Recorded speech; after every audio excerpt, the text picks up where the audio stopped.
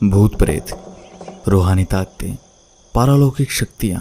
अगर आपके मस्तिष्क में भी इन चीज़ों के बारे में बार बार ख्याल आते हैं तो आज मैं आपको कई सौ सालों से एक किले में दफन एक ऐसी पारलौकिक शक्ति के बारे में बताने जा रहा हूँ जिसके बारे में सुनकर आपके रोंगटे खड़े हो जाएंगे। आप सोचने पर मजबूर हो जाएंगे कि क्या वाकई में ऐसा कुछ भी हो सकता है। और इस वीडियो के आखिर में मैं आपको एक ऐसे जाने माने व्यक्ति के बारे में बताऊंगा जिसकी मौत का कारण इन्हीं बुरी शक्तियों को माना गया है। आप वीडियो को आखिर तक जरूर देखिएगा। नमस्कार, मैं हूँ राज सोनी और आप देख रहे हैं देखो राजस्थान। वीडियो को लाइक और चैनल को सब्सक्राइब करने के साथ कमेंट बॉक्स में अपने गाँव या शहर का नाम जरूर लिखते जाइएगा।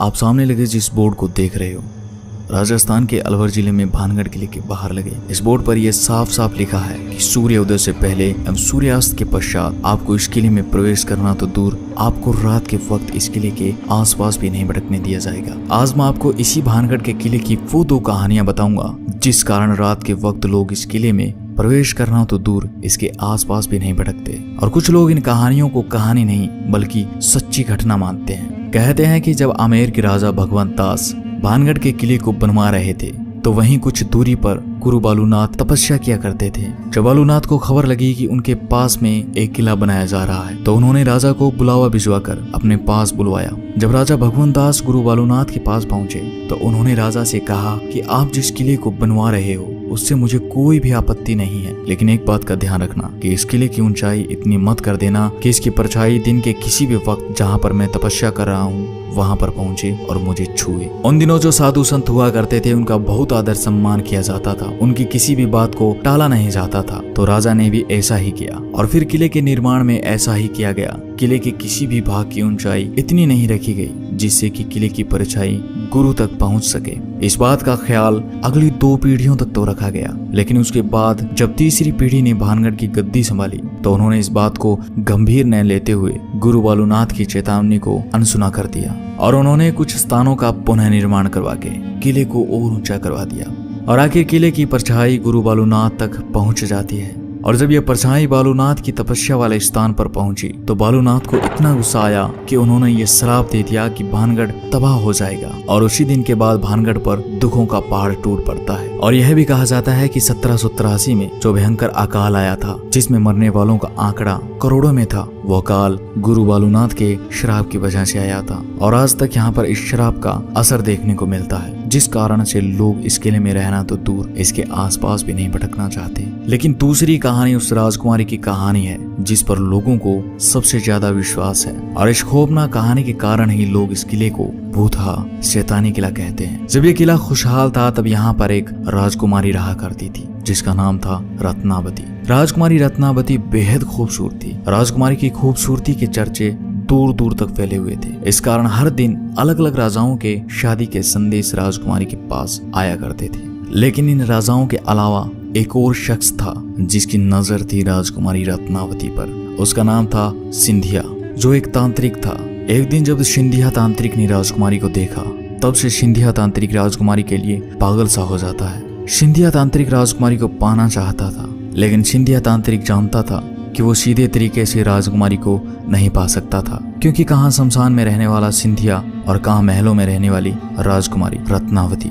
तो सिंधिया तांत्रिक ने राजकुमारी को पाने के लिए एक ऐसा तरीका अपनाया जिसने उस क्षेत्र का नाश कर दिया। भानगढ़ के इस किले में उन दिनों बाजार लगता था। तो एक दिन राजकुमारी की दासी इसी बाजार में राजकुमारी के लिए तेल लेने आई। बस सिंधिया तांत्रिक को इसी दिन का इंतजार था। जब वह दासी तेल खरीद कर वापस जाने लगी तो तांत्रिक ने उसे रोक लिया। सिंधिया तंत्र विद्या में इतना माहिर था कि उसने उस तेल पर वशीकरण का मंत्र फूंक दिया ताकि वो राजकुमारी को पा सके।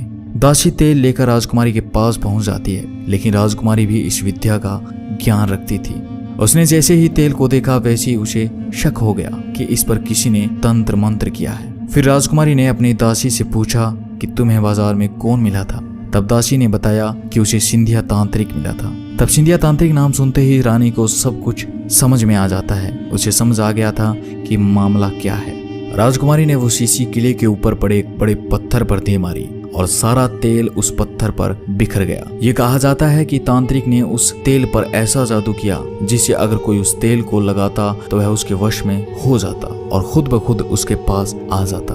और आखिर ऐसा ही हुआ। वह बड़ा पत्थर जिस पर राजकुमारी ने तेल फेंका वह लुढ़कने लगता है और जिस स्थान पर सिंधिया तांत्रिक तंत्र मंत्र किया करता था उस स्थान तक लुढ़कता हुआ जाकर सिंधिया के छाती पर चढ़ जाता है। अब सिंधिया सारी बात समझ चुका था तो मरते मरते सिंधिया तांत्रिक ने श्राप दे दिया कि भानगढ़ तबाह हो जाएगा, सारे लोग मारे जाएंगे और उनकी आत्माएं यहीं इस किले में भटकती रहेगी। और इतना कहकर सिंधिया तांत्रिक मर जाता है और इसके बाद होता है एक भयानक युद्ध जिसमें भानगढ़ के सैकड़ों लोग मारे जाते हैं। और ये कहा जाता है कि सिंधिया की उस श्राप के कारण आज तक इस किले में उनकी आत्माएं भटकती है और आज भी रात के वक्त यहाँ चीखने चिल्लाने की आवाज आती है। दोस्तों ये तो थी वो घटनाएं जो पारालौकिक शक्तियों से जोड़कर देखी गई थी, लेकिन इन सब के अलावा एक कारण और भी है और ये मानना पड़ा कि इस किले में कुछ न कुछ गलत जरूर होता है जो लोगों के लिए खतरनाक हो सकता है। कुछ समय पहले इस किले में रात के वक्त लोग चले जाते थे जो जगह जगह पर इस किले को खोदने लगते थे। उन्हें लगता था कि इस किले में कोई पुराना खजाना गड़ा हुआ है और वो इसी खजाने की तलाश में रात में इस किले में खुदाई किया करते थे। उस वक्त इस किले में रात के वक्त कुछ आपराधिक गतिविधियां होने लगी थी और इन्हीं असामाजिक तत्वों के कारण इस किले में रात के वक्त प्रवेश करना वर्जित कर दिया गया था। फिर 2016 में एक ऐसी घटना घटित हुई जिसने फिर एक बार इस किले पर सवाल खड़े कर दिए। दरअसल इंडियन पैरानॉर्मल सोसाइटी के प्रमुख गौरव तिवारी एक न्यूज चैनल के साथ मिलकर इस किले में पड़ताल करने आए थे।